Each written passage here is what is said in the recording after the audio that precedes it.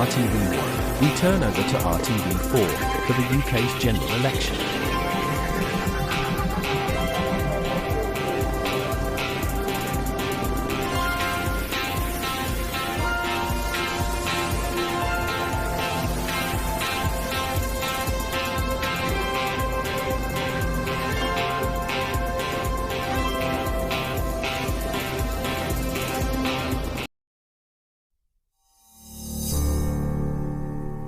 Now on RTV4, broadcasted on RTV1, 2 and News 24, we join BBC One for the UK's general election.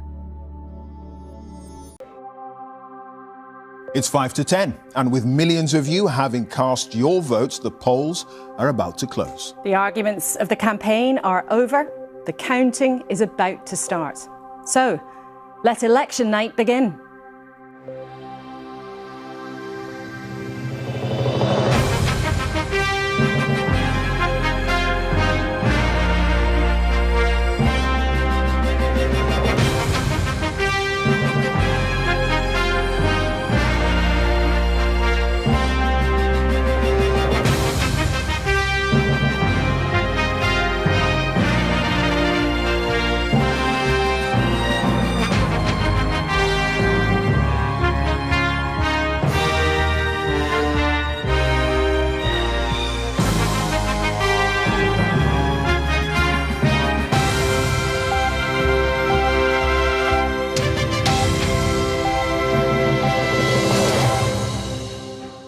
A very good evening to you. Welcome to our election night studio, your destination for unrivaled coverage over the next 10 hours as we discover whom you've chosen to walk through that famous door in Downing Street. Last time round, Boris Johnson was Prime Minister. Jeremy Corbyn led the Labour Party. We were still in the European Union and no one had heard of coronavirus. Today, of course, the political landscape is very different and the leaders of all the main parties have changed. Sir Keir Starmer cast his vote this morning. Only 4 Labour leaders have ever been elected Prime Minister. Has he done enough to seal the deal with the British people? And can he lead Labour to its first victory in nearly 20 years? Rishi Sunak is the 5th Tory Prime Minister in quick succession. He surprised the country with a snap election and has been fighting hard to hang on to power after the Tories' 14 years in charge. But can he cross Jeremy Vine's winning line outside number 10? Every paving stone, a parliamentary seat. You remember 2019 when Boris Johnson won all these seats and paved a path to the door of number 10. This time, can Labour turn the blue seats red and send Keir Starmer through that historic black door, or will the Conservatives hold them off? This is the engine room of our election coverage, where we're keeping an eye on all the election centres right across the UK with an army of reporters. Fiona Bruce and Victoria Derbyshire are with the Labour and Tory leaders. And the race to deliver the first result is always fiercely contested. So we have our earliest risers on the hunt for the early declarers. Hello, I'm in Blythe, where a recount in 2019 stopped them winning. But this time, this team is even more determined than ever. Do we think we can beat Sunderland this time? Well, let's just see, shall we? Sunderland has won this race many, many times, and they're not giving up without a fight.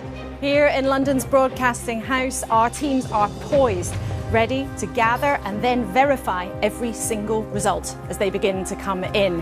And of course, at the heart of it is Professor Sir John Curtis, who's been hard at work already all day with the exit poll team.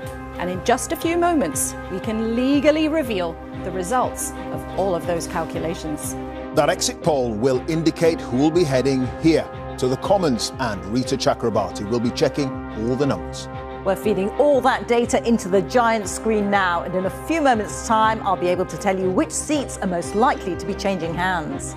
If neither Keir Starmer nor Rishi Sunak win the magic 326 seats, could one of the smaller parties back them up? Ed Davey's Liberal Democrats would love to become the 3rd biggest party once again. Nigel Farage is back in frontline politics with Reform UK. And Kirsty Wark is watching the battle in Scotland. I'm here in Glasgow, where we're expecting a night of high drama, with politicians using the results in Scotland to argue for or against independence. I'll be joined by the country's senior politicians, advisors and commentators to react to the big stories right through the night. Ready for an avalanche of information and reaction? Our political editor, Chris Mason, is with us here in the studio. So, we're seconds away from 10 o'clock and the exit poll, a first indication of how the night might unfold. More than 20,000 people took part on behalf of the BBC, ITV News and Sky in this first July election since 1945. 326 seats are needed to win. So, here we go.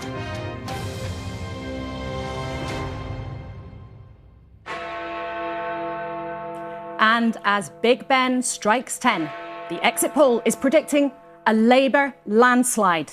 Sir Keir Starmer will become Prime Minister with a majority of around 170 seats.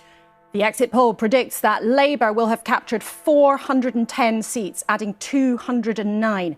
It suggests the Conservatives will have lost 241 MPs, landing on 131. On to the other numbers. The Liberal Democrats up 53 on 61 seats. Reform on 13 seats. The SNP down 38 seats. According to this exit poll, on 10. Plaid Cymru are on 4, they're up 2. And the Greens are up 1 on 2.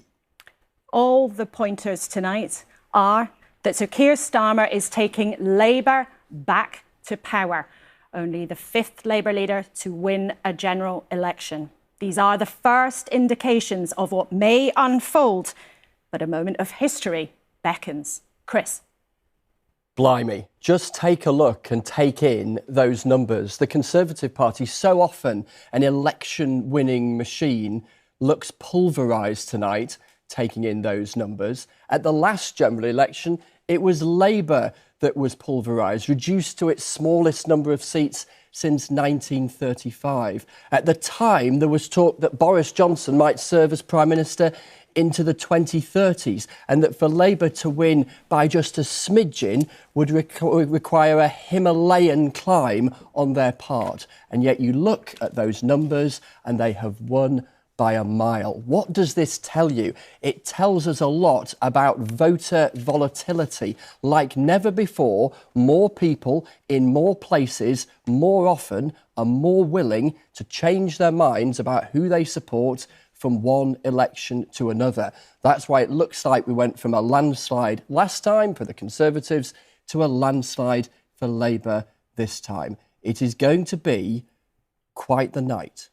And Chris, we should remind viewers there's a high degree of scepticism we should apply to this exit poll. They have a very good track record, but it's only over the next few hours that the results will come in and will tell us the real verdict of the British people.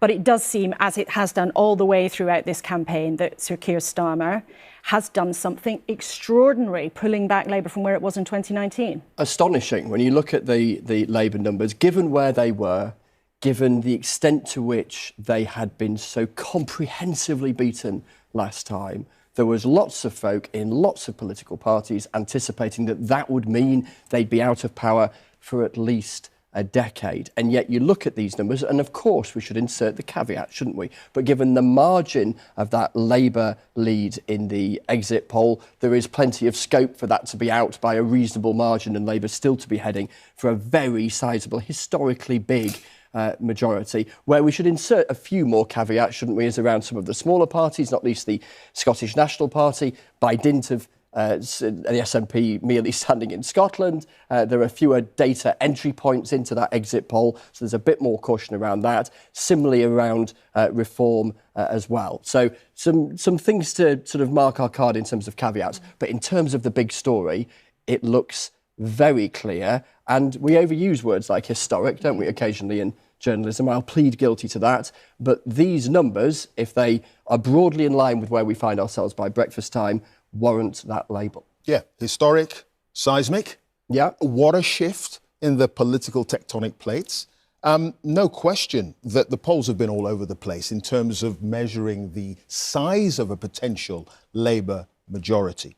But if this exit poll, for early indication, if it is right, we're talking about potentially Labour being in power into the 2030s. Well, or not, because who knows if the equal and opposite might happen at that Exactly. at the next election. And the recent electoral history tells you that things can swing in all sorts of directions remarkably quickly. But to answer your question the other way, if you like, Clive, if you're a Conservative tonight absorbing these numbers, clearly they are bleak and point to a long, long way back if that's how the numbers stack up as the hours come. You know, the number of Conservative seats, worst in a century. Labour, broadly similar in terms of where they are majority-wise and indeed seats-wise, according to the exit poll, from 1997. So to just give you some sort of historical metric, that's the zone we're in.